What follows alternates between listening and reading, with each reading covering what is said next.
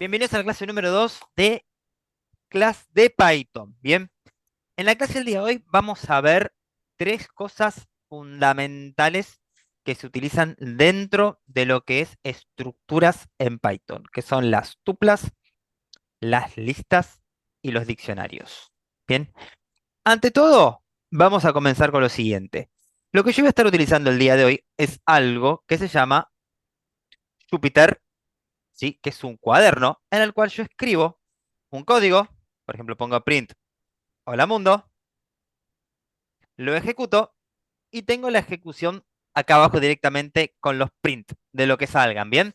Esto nos va a ayudar un montón a poder ver lo que es el tema del código y tenerlo bien organizado, ¿bien? Para poder ver los prints sin necesidad de tener que verlo en la consola y nos va a resultar mucho más sencillo para poder el día de hoy visualizarlos, ¿bien? Lo bueno es que yo, por ejemplo, voy a poder crear uno nuevo, un código, por ejemplo, ponerle, no sé, uno que diga nombre, ponerle acá Seba, y también si yo pongo un print de ese nombre, lo ejecuto y tengo justamente, perdón, lo puse entre comillas, ahí está, nombre, lo tengo ahí visual sin que el de arriba me siga cambiando o me siga apareciendo. Bien, así que vamos a utilizar la herramienta esta el día de hoy, que es la herramienta Jupyter. Si la quieren buscar en la Store, en caso que no la tengan descargada, simplemente la buscan así, como Jupyter de Microsoft, se instala y ya está lista para utilizar. ¿Cómo utilizamos un archivo de Jupyter? Si quieren utilizarlo ustedes, en lugar de poner PI, ponemos IPINB. ¿Crear un código? Fácil. Apretás código y ya puedes escribir tu código. ¿Querés borrar? Apretás ahí y ya se borra. ¿Querés ponerle un título? Como lo que vamos a ver hoy, que es tuplas. Escribimos el título, le damos el OK y nos quedan los titulares.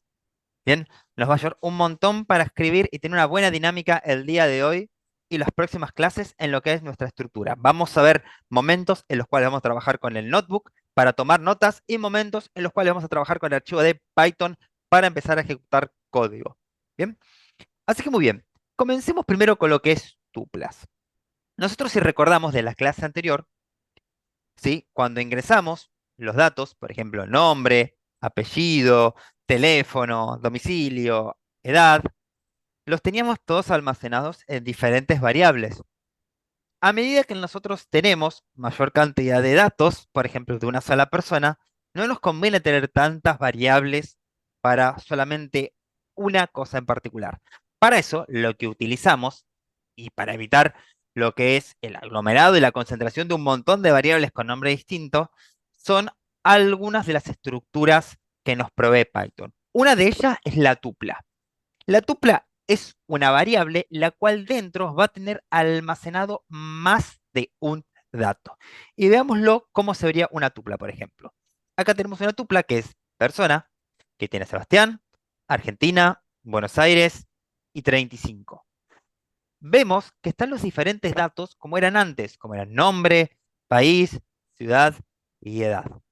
Bien, miremos la característica principal que tiene la tupla. Como podemos ver, se caracteriza por tener delante estos paréntesis. ¿Bien? Estos paréntesis es fundamental para poder armar la estructura. ¿Bien? O sea, las tuplas se declaran entre paréntesis. ¿Bien? Otro dato justamente que tenemos de las tuplas es que se puede utilizar variables o datos para almacenar dentro. ¿Bien? Veamos justamente eso mismo. Vamos a nuestro notebook y veamos justamente cómo podemos escribir el código justamente de una tupla. Imaginemos, ¿no? Como las que estamos hablando recién, que tenemos a nombre, apellido, me morfé una letra de mi propio apellido, y mi edad, que es 36. ¿No? Yo quiero armar ahora una tupla con todos estos datos, ¿bien? Y armo justamente la tupla, que le pondremos nombre profe, el signo igual, y dentro de los paréntesis todos los datos que querramos utilizar, que pueden ser, por ejemplo, las variables como teníamos recién, nombre, apellido, la edad, y si queremos, otros datos que nosotros escribamos directamente, como por ejemplo, Gamora, que es el nombre de mascota, o 1,70, un número, para mostrar mi mi altura. Yo haciendo un print de lo que es profe, puedo visualizar justamente la estructura de la tupla. La estructura que contiene, como podemos ver, los paréntesis y adentro todos los datos. Bien. Siempre como importante, recordemos eso. Recordemos que las tuplas, ¿sí? Las tuplas se caracterizan por sus paréntesis. Muy bien. Las tuplas, como podemos observar acá, pueden contener un dato, dos, cuatro, cinco, seis, varios distintos y mayores o menores cantidades. Algo que tenemos que tener en cuenta es que la tupla tiene algo llamado métodos. Métodos y también tiene algo que se lo caracteriza, que es la ubicación. Empecemos primero por lo más importante, que es la ubicación. Porque antes nosotros guardábamos un dato, ¿sí? Por ejemplo, nombre, acá dentro de la variable nombre, apellido dentro de la variable apellido, pero en la tupla los tenemos organizados de una manera distinta. Fíjense, Gamora, básicamente, ¿dónde está almacenado? Sabemos que está dentro de la variable profe, pero no sabemos cómo ubicarla. Para eso lo que utilizamos es un índice. El índice indica qué dato se encuentra en la posición de la tupla. Cuando yo indique ese índice, voy a poder acceder a un dato. Y veamos un ejemplo. Veamos esta persona, ¿bien? Que tiene justamente todos estos datos. Sebastián, Argentina, Buenos Aires y 35. Yo mediante los corchetes, llamando a mi tupla y poniendo dentro un número, puedo acceder a un dato. En este caso, el dato que yo acabo de poner, como pueden ver, fue un 1. Vamos a borrar un poquito esto por acá. Y si yo pienso en el 1 y pienso en la cantidad de datos que hay, tendría 1, 2, 3 y 4. Cosa que el 1, que es Argentina, no me coincidiría con el número de datos que está acá. Y acá es donde viene la parte importante. Las tuplas, ¿sí? Tienen como característica que los índices arrancan desde el valor 0. Por lo tanto, en una tupla de 4 datos, como nosotros tenemos acá, los índices irán desde el 0 al 3. Por lo tanto, estos índices son los siguientes: 0, 1, 2 y 3. Entonces, vamos al ejemplo que nosotros teníamos acá. ¿Cómo tendríamos dentro de esta tupla nuestros índices? Sería 0, está nombre, 1 apellido, 2 edad, 3 Gamora y 4, 1,70. Bien. Vamos a justamente a editar acá y vamos a agregarle también, ¿sí? Que para poder encontrar, visualizar un dato, utilizamos su índice. Bien. ¿De qué manera? Colocamos el nombre de la tupla, los corchetes y dentro de estos el número de índice que querramos visualizar. Vamos a ver justamente el ejemplo. Vamos a suponer, vamos a hacer un print, por ejemplo, de lo que se encuentre en el profe en la posición 3. Entonces tenemos nombre, apellido, edad y acá adentro nos debería aparecer justamente Gamora, que es nuestra salida en el print debido a que dentro de la tupla en la posición 3 tenemos el nombre de Gamora. Bien, así de sencillo es ingresar a ver lo que se encuentra dentro de una tupla. ¿Sí? Dijimos que hay dos características principales, los métodos y los índices.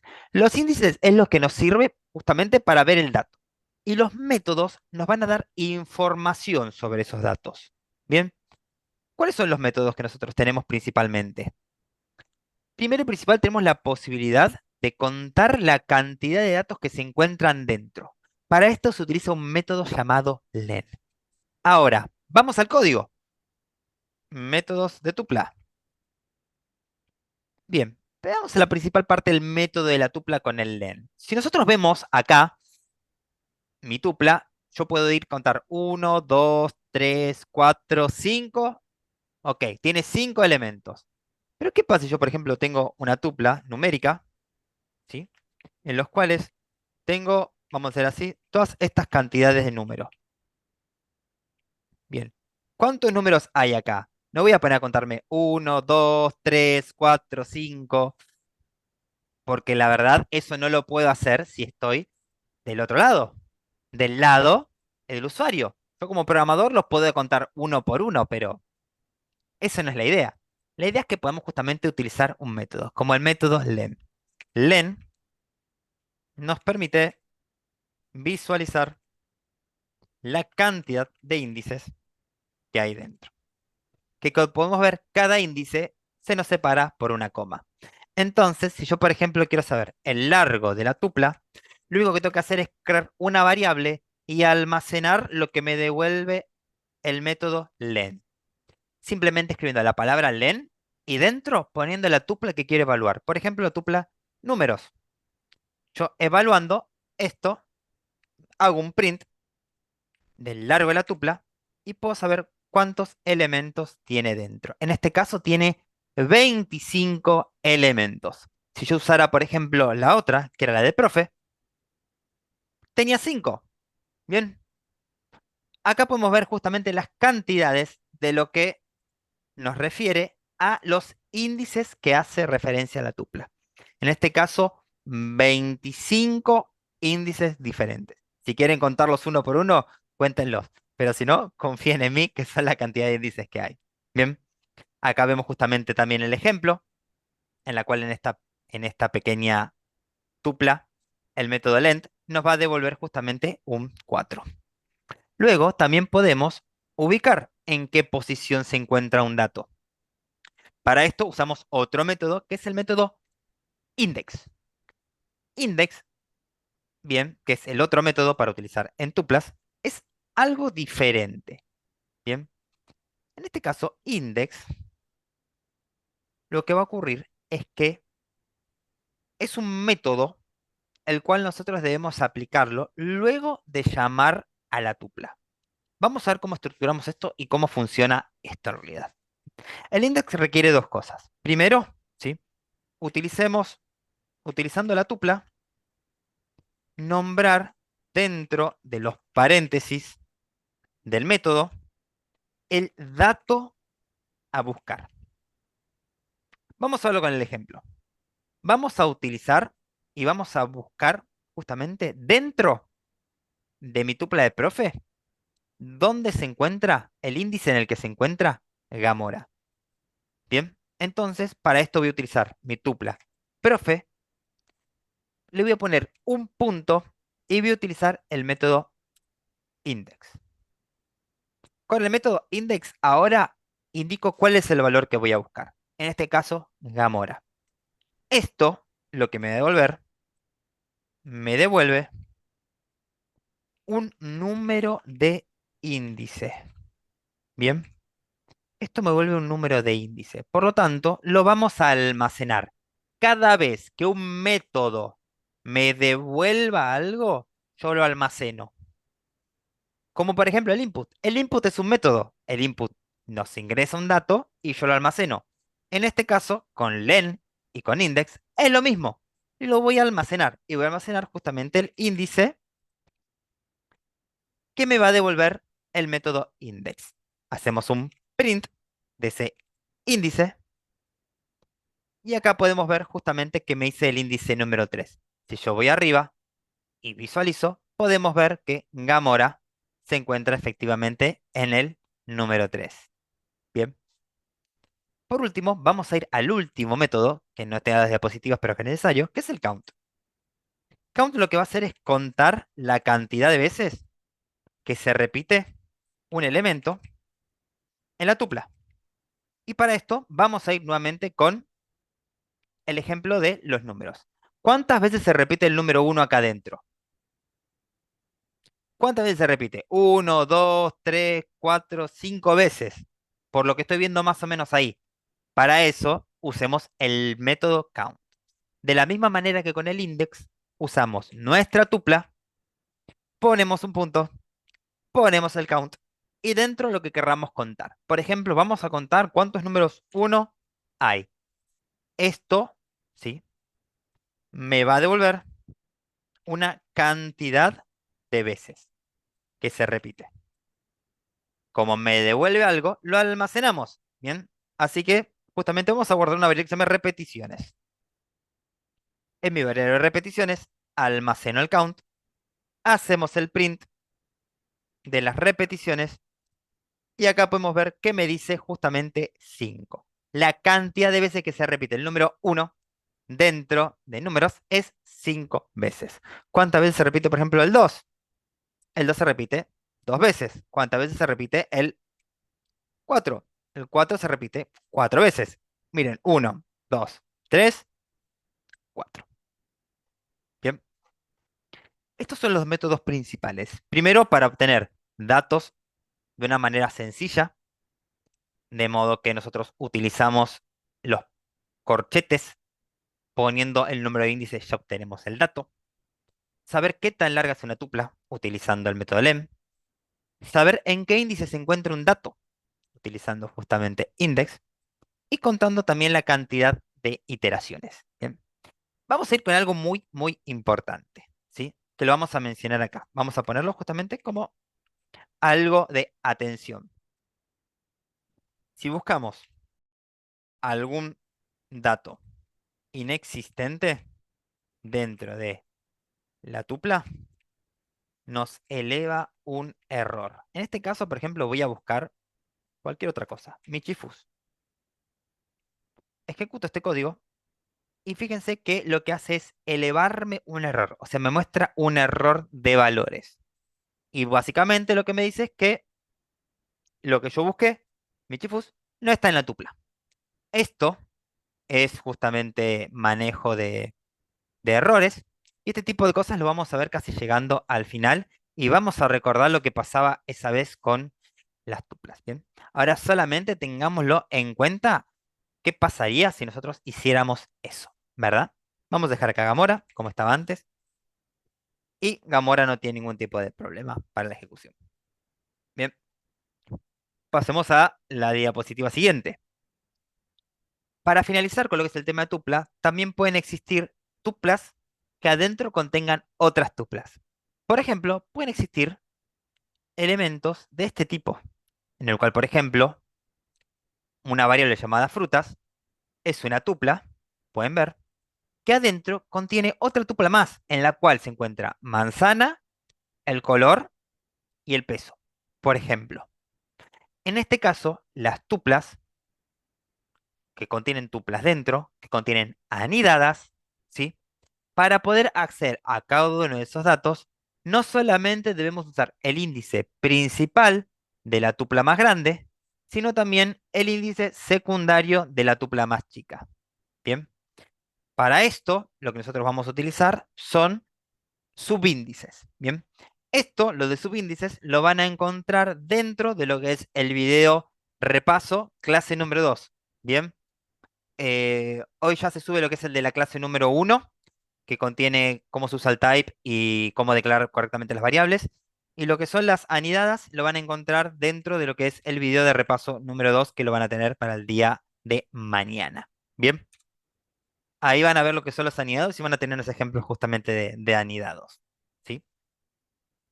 Pasemos a otra parte, pasemos a lo que es la lista. Una lista es algo muy similar a una tupla, pero contiene una diferencia muy importante.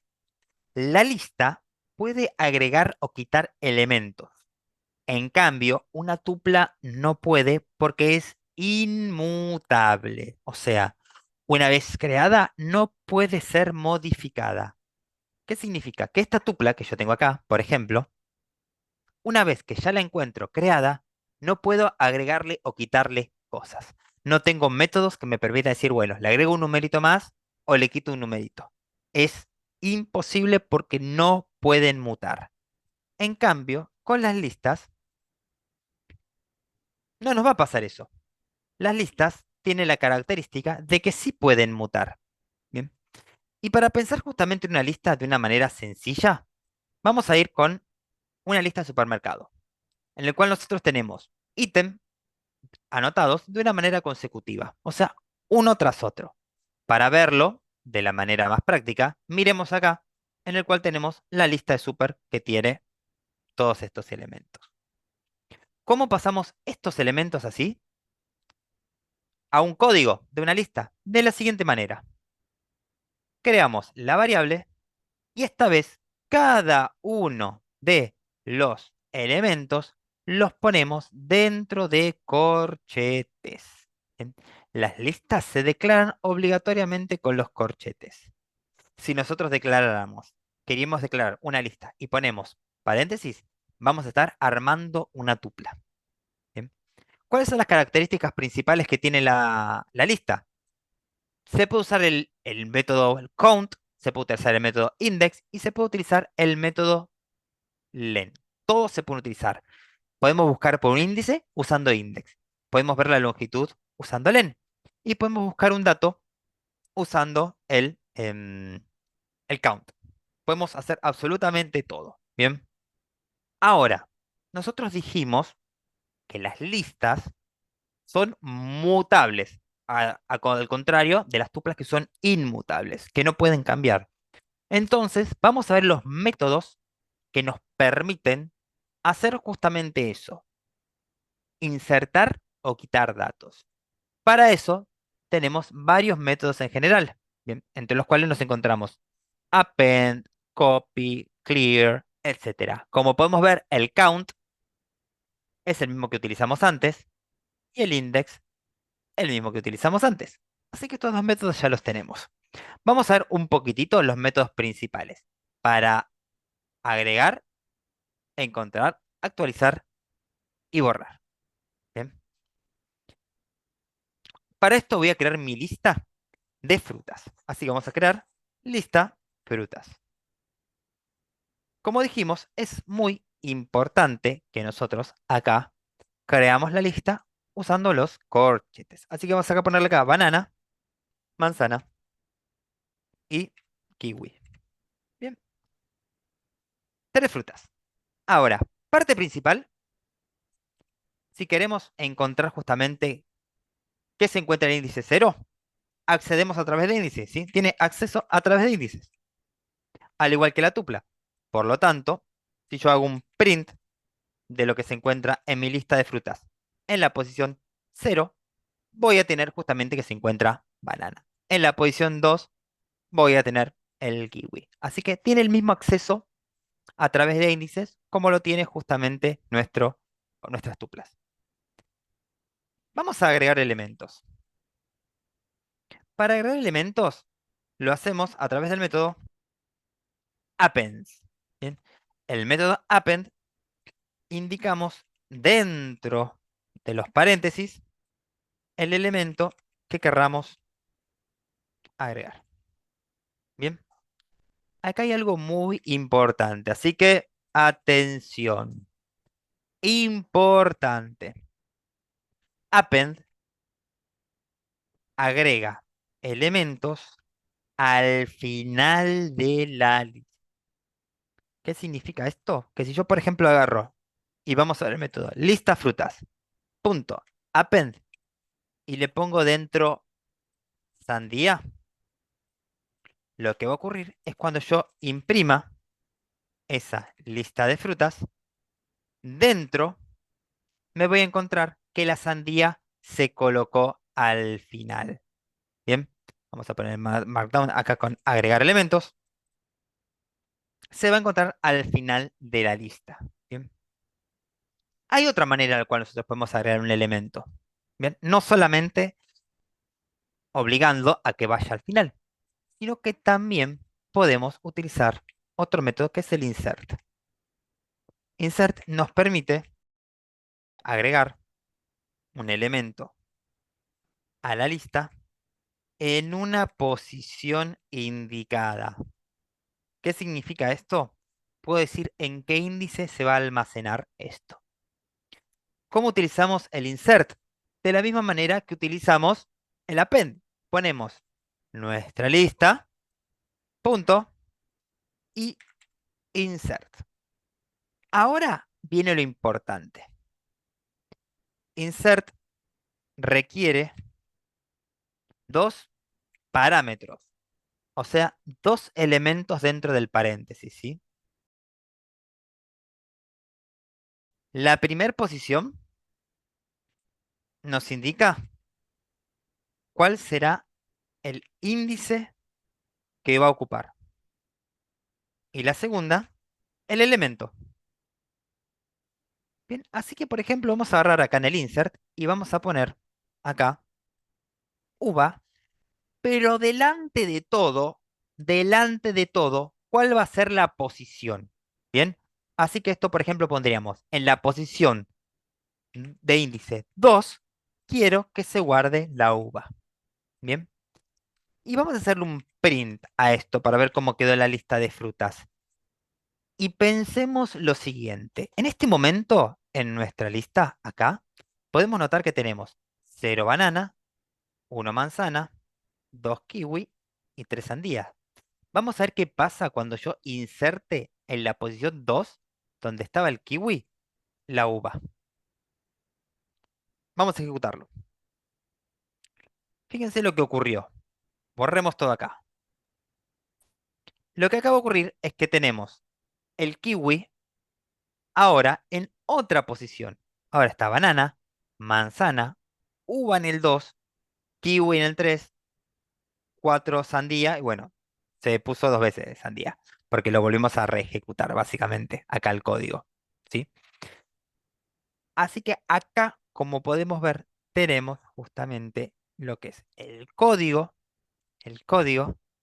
creado dentro de nuestra lista con las nuevas características. En este caso, por ejemplo, tenemos al kiwi que se ha ingresado nuevamente.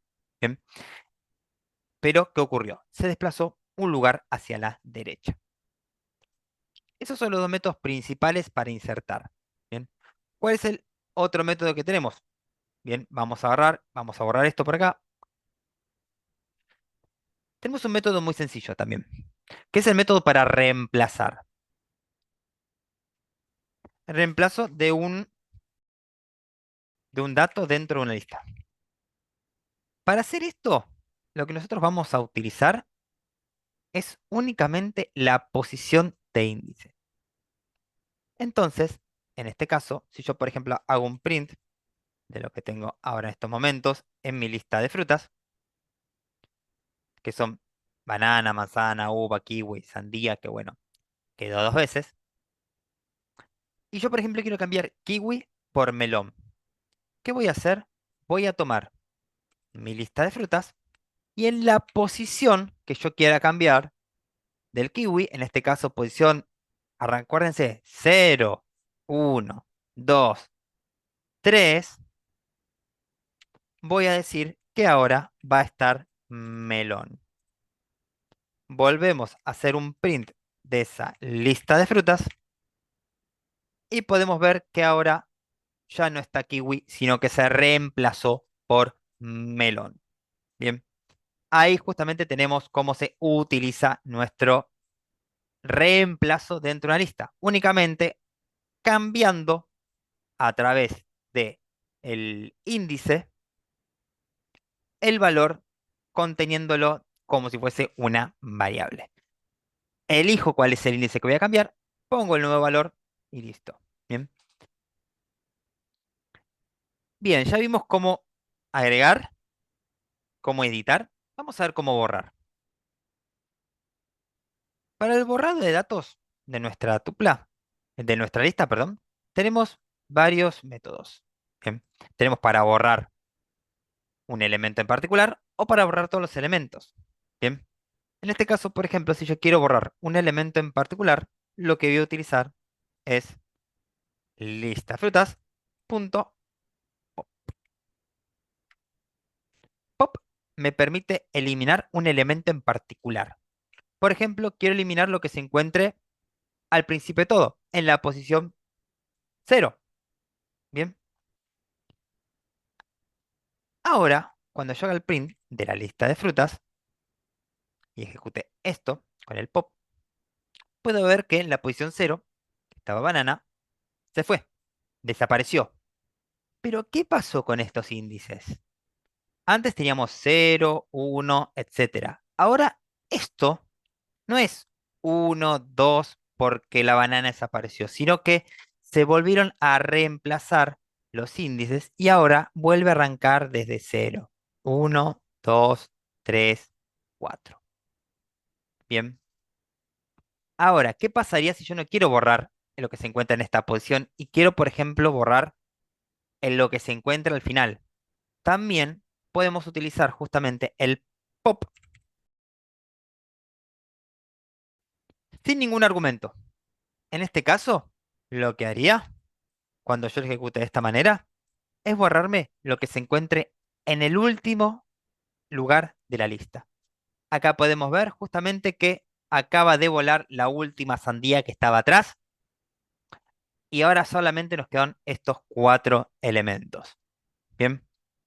Por último, puede ser que nosotros no querramos saber por índice, sino que hacer como hacemos justamente al momento que nosotros trabajamos con una lista. Buscar la palabra melón y borrarlo. Bien. Para eso utilizamos otro de los métodos que es el remove. Remove, en este caso, le ingresamos cuál es el valor que vamos a borrar. En este caso, vamos a borrar melón de nuestra lista. Ahora, nuestra lista de frutas, podemos ver que melón ya no existe más. Se acaba de borrar. Ya no está más el melón en la lista, que fue justamente el elemento que nosotros eliminamos. Bien, todos estos elementos lo que hacen es aplicar un tipo de borrado y, sobre em, nuestro objeto de la lista. El método pop lo que me permite además es saber cuál es el elemento que se borró. Si yo hago un pop, puedo saber justamente cuál es el elemento que se borra al momento que yo ejecuto el código. Bien. Por último, si queremos vaciar la lista totalmente, ponemos lista frutas.clear y clear lo que va a hacer es vaciar totalmente la lista, sin importar cuántos elementos tenga dentro. Bien, ahí se nos quedó totalmente vacío. ¿Sí? Entonces, repasemos un poco cuáles fueron los que vimos. Vimos append, vimos clear, vimos insert, vimos pop y vimos remove. Bien, fueron todos los que hemos visto acá en este momento. Los métodos de reverse, sort, extend y copy los vamos a dejar para las clases siguientes, ¿bien? Para la clase de repaso, ¿bien? Así podemos pasar a lo siguiente. Recuerden que en la clase de refuerzo tienen no solamente lo que es estos métodos, sino que aparte se ve un ejemplo escrito de estas mismas cosas. ¿Bien? Por último, para poder finalizar con la parte de lo que es las listas también pueden venir anidadas. O sea, pueden existir listas que adentro contengan otras listas más. Perfecto. Pasemos a lo último.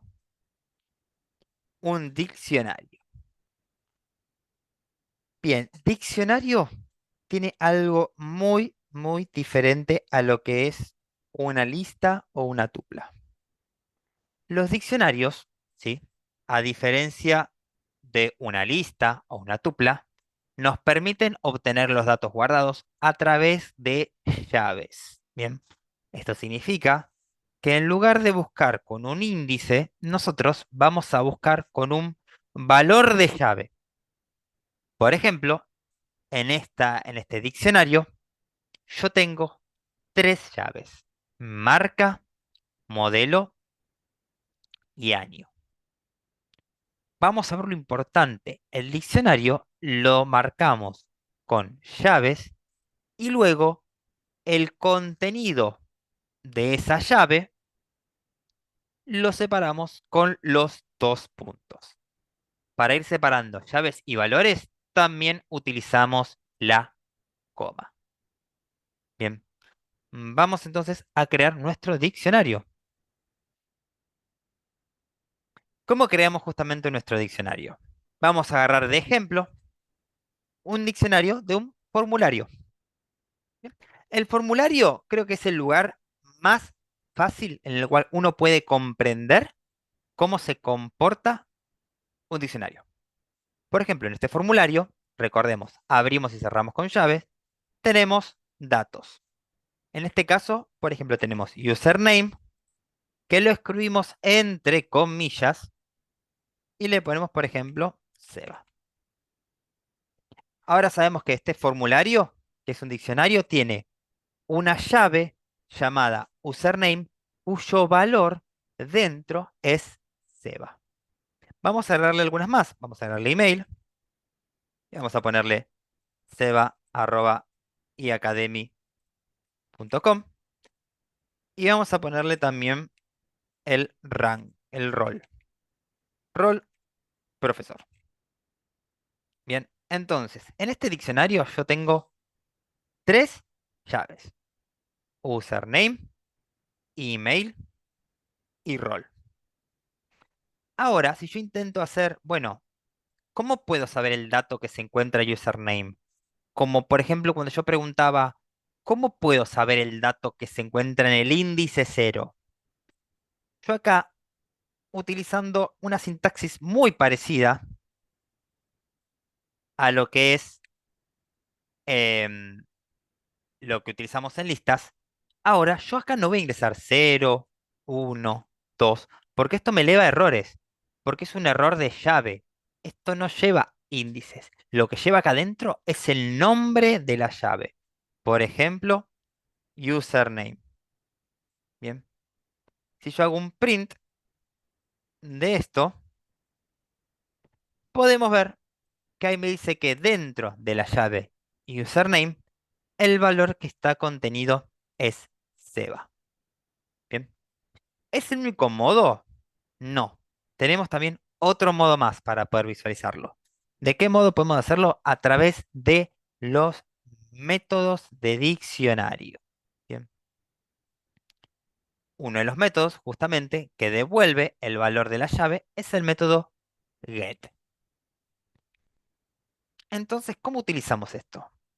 Ponemos formulario, punto, get, y lo mismo, el valor de la llave.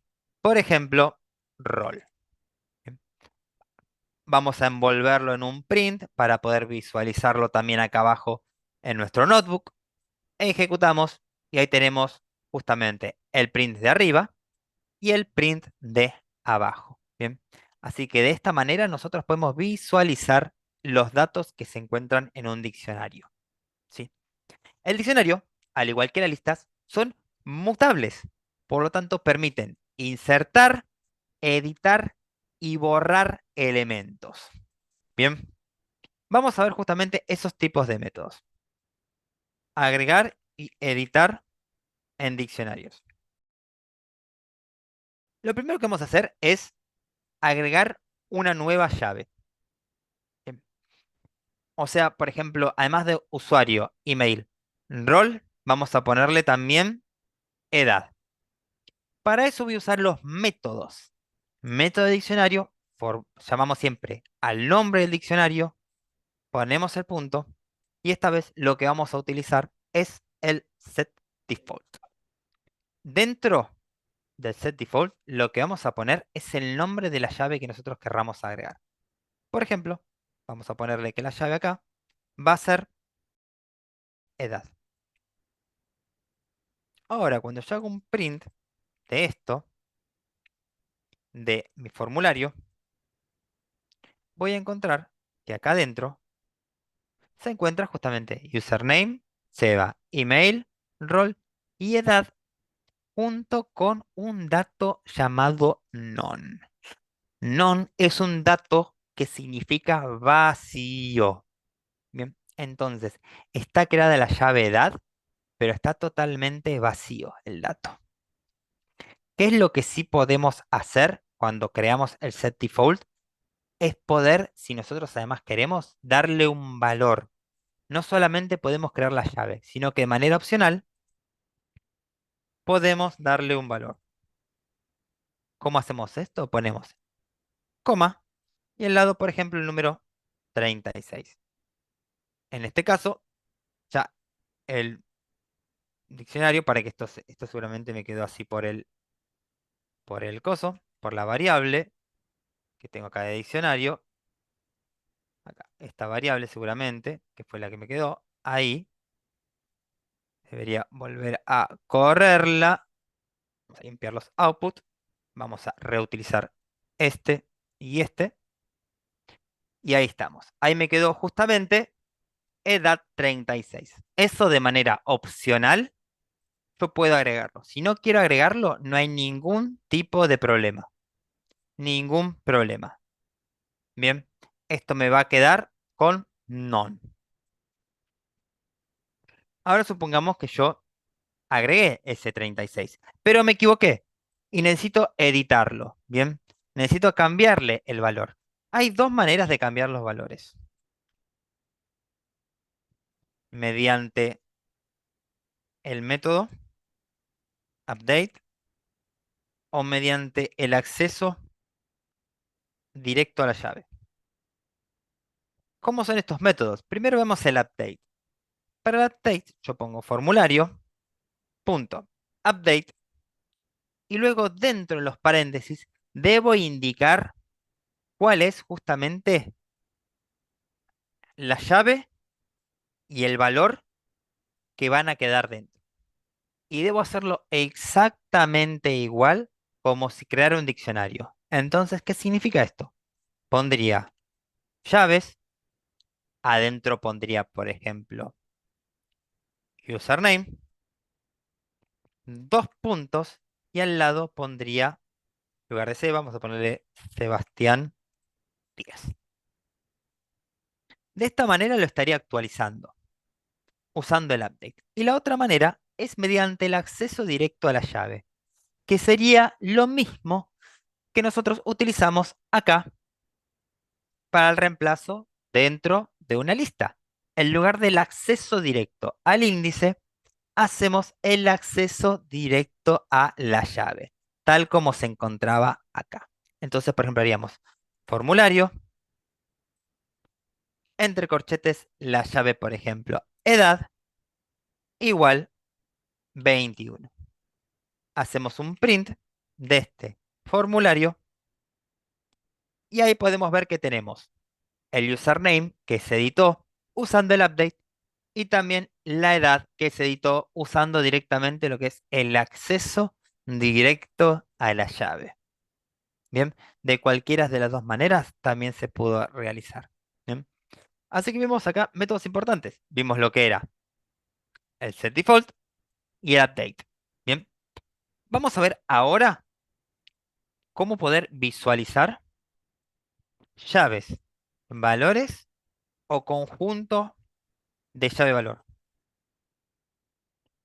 Para esto vamos a utilizar tres métodos. Primero, para visualizar llaves, vamos a usar el método que se llama, denomina keys. Entonces vamos a agarrar una variable que se llame llaves. Y vamos a utilizar formulario punto keys. Para visualizar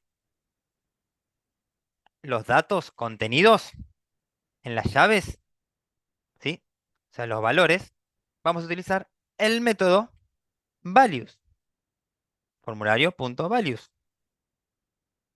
Y para poder visualizar las llaves junto a sus valores, utilizamos el método items.